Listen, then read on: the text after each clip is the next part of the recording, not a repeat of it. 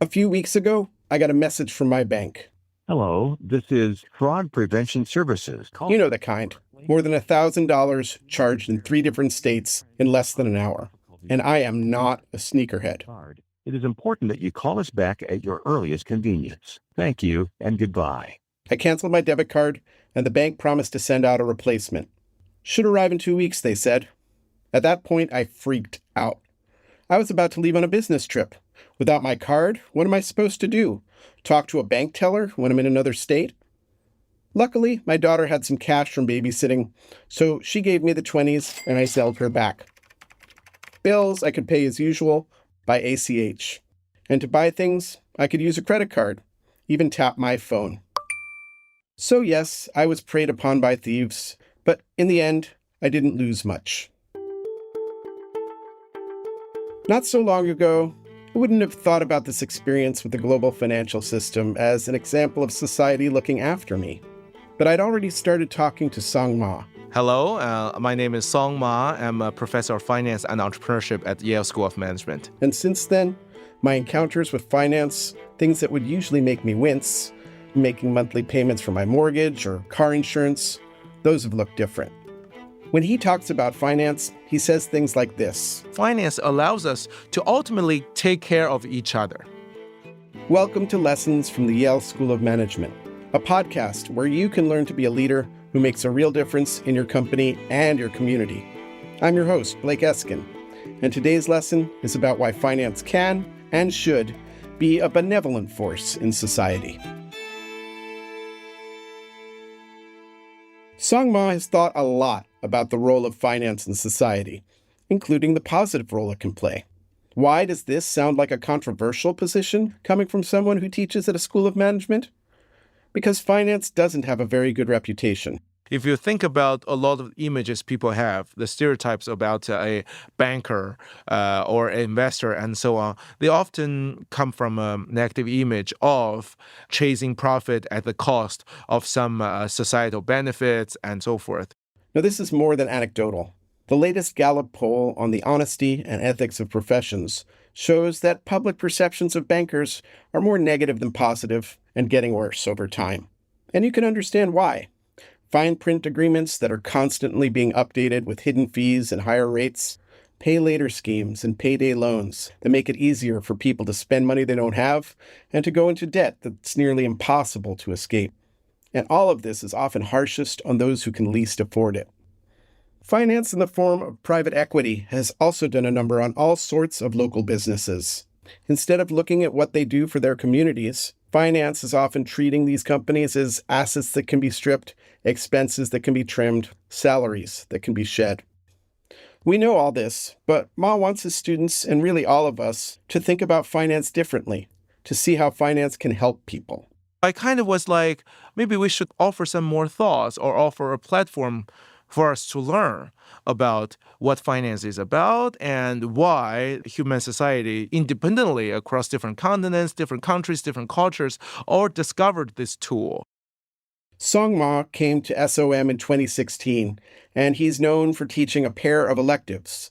One is called Entrepreneurial Finance, and the other, Venture Capital and Private Equity. Those are two what I call sister courses. That is, they tackle the same problem, but from two opposite perspectives. And then the students interact with each other because they share the same teacher, which is me. And then sometimes I actually let the two classes to negotiate with each other as a two different opposite party, and then to have them pitch one from the other and so on. This is actually an interesting dynamic over there. Venture capital, private equity, that's where the sexy big financial deals happen now. Just like the 1980s had its famous investment bankers, like the ones Tom Wolfe called masters of the universe, today it's the titans of VC, betting on startups and breeding unicorns. And Song Ma's students, they're interested in all this on a level beyond what they might feel about, say, bonds or cash flow. And they sometimes make the comment of, oh, professor, this is very different from the finance that we learn from other classes. And I was like, no. Finance is finance. This is exactly what we learn in other classes. And that's why he added a new course, Finance and Society. If his other courses were about how finance works, Finance and Society starts off asking why. Why do we have finance? What does finance do for society? What would society look like without finance? There are three roles that are played by finance, broadly speaking. The first one is that they allow you to allocate resources. This could be about entrepreneurs and investors finding each other, but allocating resources, that also lets people invest in themselves. In a very ideal world, finance is properly run. Compared to that ideal world with a world without finance, we will have no way to save. We will have no way to get a loan for our education. People who don't inherit a lot of money or very lucky to get the resources will potentially not be able to buy a house. Will save a long time to buy a car. One of the most important ways people allocate their own resources is when they save for retirement. That is, a lot of workers and then people in the workforce, they make a lot of profit early on in their life from their mid-20s to perhaps early 60s. But maybe you do not necessarily have similar income later. You want to have a mechanism that allow you to save some of those resources, to let those resources actually to grow with the economy. And then later, when you decide to take a different path in your life, for example, retire and then go to do something that is more fun, or even change a career to a lighter workload, you have enough resources to support that. At its best, allocating resources is part of a virtuous cycle. You borrow money for an education, and what you do with that education gives back to society, which is better off than it was before. These cycles, they can apply to organizations too. One of the guest speakers in Finance and Society was the managing director of the Yale Investments Office, Amy Chiovetta. The Yale Endowment, she explained, invests in venture capital funds, and those VC funds invest in new innovations. They bring in good returns. But that is not ultimately how the financial system ends, making money, right? No, the Yale Endowment's next step is to use those obtained returns, right, to fund university activities, including faculty research and teaching, but very, very importantly, scholarships, financial aids. All those actually allows Yale, as the original fund owner, to allocate resources to people who has ideas. The ideas generate profits and the benefits, and then those come back to the fund owner, and then we can use it for something else. That cycle, it isn't always virtuous. Scholarships and financial aid have not kept up with costs, and many students, whether at community college or professional school, have to shoulder the burden of those loans for decades. So we have a situation that Samma described where people who aren't lucky enough to inherit money, they may not be able to buy a house or fulfill their potential through education.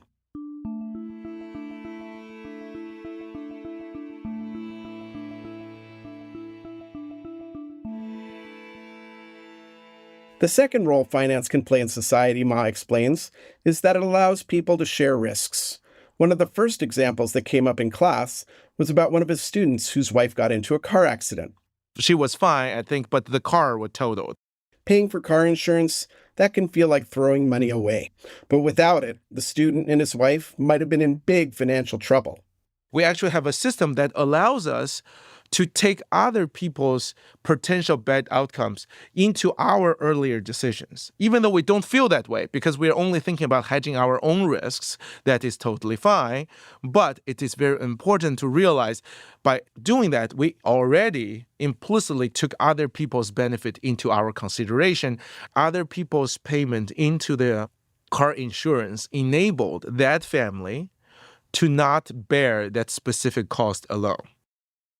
The third role finance can play is what we were talking about at the beginning, facilitating transactions. These transactions might involve cash, whether it's taking money out of an ATM or getting it from my daughter. Let's not forget, actually having paper money was already a very significant financial innovation. And transactions, they can open up the world.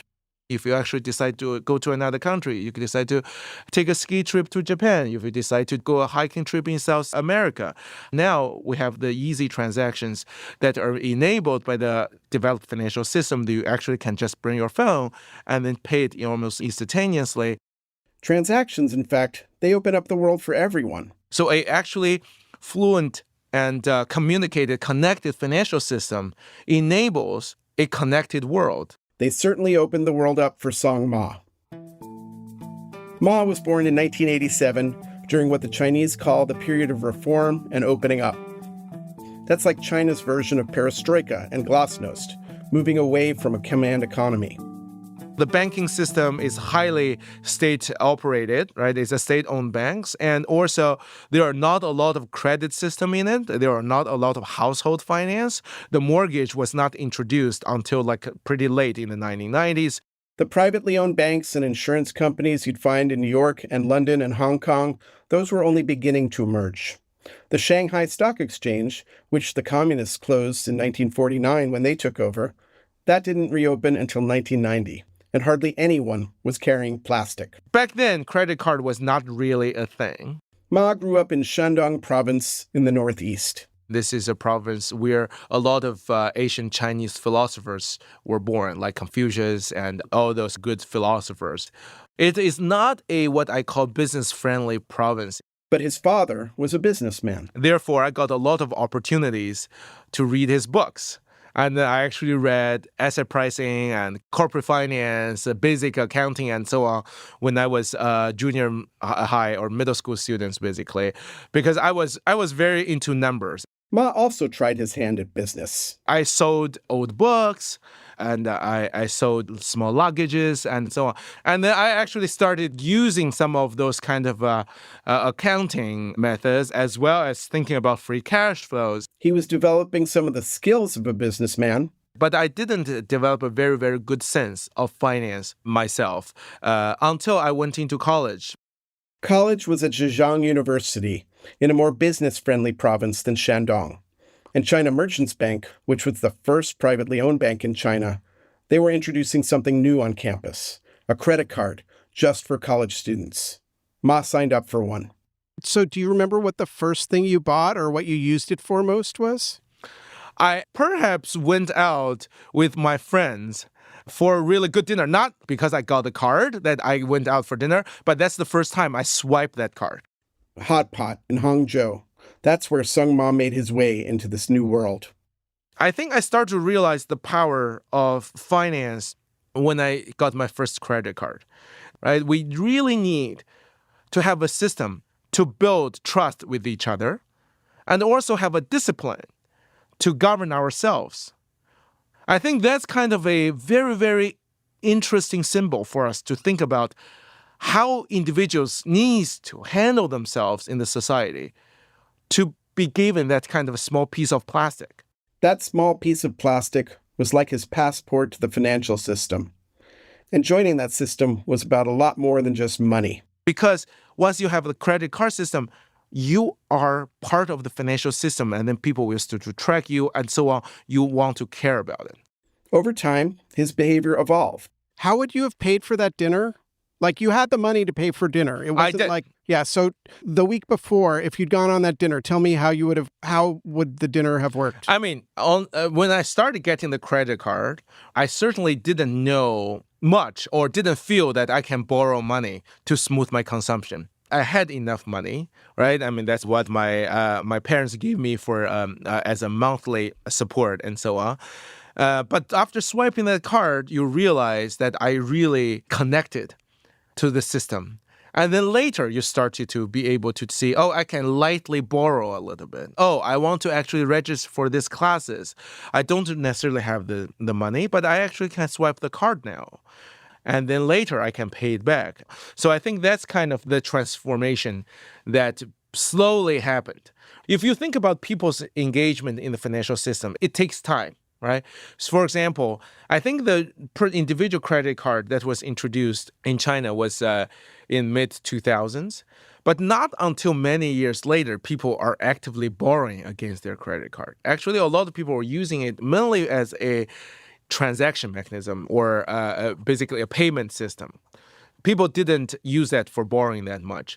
Similar things actually happened in the U.S. as well. Oh, yeah. I mean, I remember like when I started with a card, I never spent money I didn't know I had. Exactly. You know, when I started out. Exactly. I wish I could say I have the same discipline now. Yeah. But yeah. I'm not the only one who wishes they had more discipline. According to the Federal Reserve Bank of New York, In the fourth quarter of 2024, Americans carried more than $1.2 trillion in credit card debt. Ma left Zhejiang University with a BA in economics and his student credit card from China Merchants Bank. But he wanted to go deeper into the financial system, so he came to the United States to enroll in a PhD program. And I think the first thing I really wanted to get is a credit card, but you need to have a social security number. But as most of the foreign students who started working here, you get a assistant job as a teaching assistant or research assistant that'll get you on the social security system, and then you start to actually apply to the most simple and easy to credit card, and then with the intention, very, very explicit intention to build my credit. Ma thought he was going to be building mathematical models for pricing assets. And I kind of decided to switch gear, partially because I feel like I was not smart enough to do all those mathematical models, but partially because I got fascinated by venture capital and private equity and entrepreneur finance. These are the things that I didn't see much when I was a student in the late 2000s in China. That's kind of was a major difference that I observed here. And that major difference really pushed me to do research and devote a lot of my teaching and research on that specific area. Ma's perspective, having grown up with very few of the financial innovations that we take for granted here in the West, may help him to see things differently, to reach conclusions that may be counterintuitive. For a paper titled Private Equity and Financial Stability, he teamed up with scholars at Duke and the FDIC to take a look at the financial crisis of 2008. My angle was to look at how finance actually helped the banking sector by buying out some problematic banks. Now, the conventional wisdom about that crisis is that complex and risky private investments help destabilize the economy. But Ma and his team found something else. The private capital, through their long-term view, through their more stable funding, actually helped the financial system to avoid more catastrophic scenarios. Without private equity investors who had a history with distressed companies and a stomach for risk, a lot of those banks would have gone under. Ma and his colleagues calculated that if that had happened, the FDIC, the agency that guarantees bank deposits, would have had to pay out more than $3.6 billion to people who kept money in those banks. Sung Ma tries to get his students beyond conclusions like private equity is good or private equity is bad. In the Finance and Society course, Sung Ma and his students spend several weeks exploring the pros and cons of sovereign wealth funds. So what is a sovereign wealth fund? And is that kind of like the endowment of Yale, but it's the country? You can roughly think about that way, right? I mean, basically, if you take Norway as an example, they have a lot of net surplus from their natural resources and so on. They organize their investment company that represent the country to make investment globally. And then the benefit of those kind of investment later could be used for infrastructure, for citizen benefit, for welfare programs, and so on and so forth. For the midterm, students had to write an essay about whether the U.S. should have one. They need to analyze the existing sovereign wealth fund globally and then pick a couple of them to think about what are the pros and cons and how they operate. Both Democrats and Republicans have flirted with the concept of a sovereign wealth fund, but not everyone thinks it's a good idea. The reason being, well, U.S. is very, very different. We actually do not have a lot of savings as a country. We are on a huge deficit at this moment. Where can we get extra funding? And there are some other considerations about why this might not be a good idea, which is who should run this? Right? I mean, how can we guarantee that those people have the right incentives? How are we going to compensate them? The Yale Endowment, for example, hires people with an investment, and I don't mean a financial investment, in strengthening Yale as an institution. How can we make sure we get this kind of people in the government as well, right? Who invest on behalf of the American people? Finance and Society is a seminar limited to 40 people. A third are SOM students getting their MBAs. The rest come from all over Yale. We have law students, we have public health students, we have environmental school students, we have the policy school students. I think we represent more than 18 countries.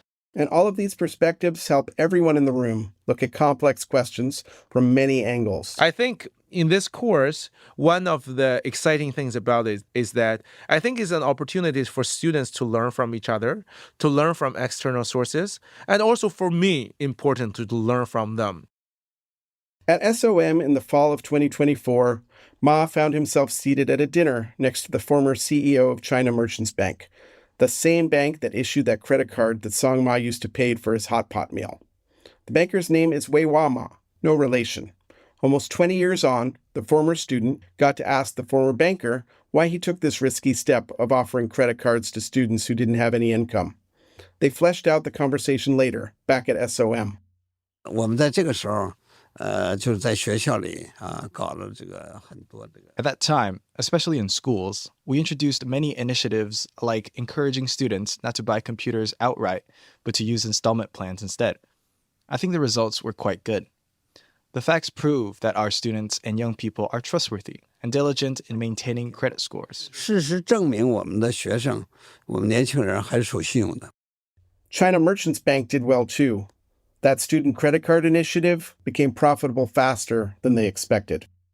The student credit card was a crucial first step in his journey from China to New Haven and from undergraduate to professor having dinner with the banker who put the wind in his sails. And the way he sees it, finance, when it's done right, comes with a lot of benefits. So then, what is society without finance? I mean, now we actually are so used to a society with finance. If we actually try to imagine a society without finance, it's going to be really hard.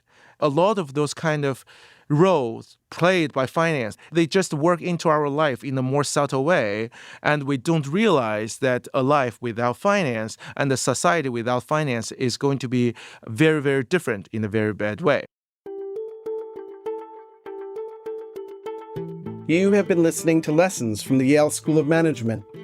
You can find Lessons on Apple Podcasts, Spotify, YouTube, or however you take your podcasts. You can also find the show on the web at som.yale.edu/lessons. That's som.yale.edu/lessons. There you can find information about Song Ma's research and the courses he teaches. If you liked what you heard, please go to your favorite podcast app and rate us or leave a review. That's a great way to let other people know about the show. To learn more about the Yale School of Management, go to som.yale.edu. Lessons is a production of Noun and Verb Rodeo. It is produced by Blake Eskin and Julie Subrin with Ben Madison and Jonathan Weisberg at the Yale School of Management. Our editor is Julie Subrin. Curtis Fox mixed the episode, and the theme music is by Dina Maccabee. A big thanks to Wei Hua Ma for coming into the studio on short notice, and to Zach Ye, who read the translation. For Lessons, I'm Blake Eskin.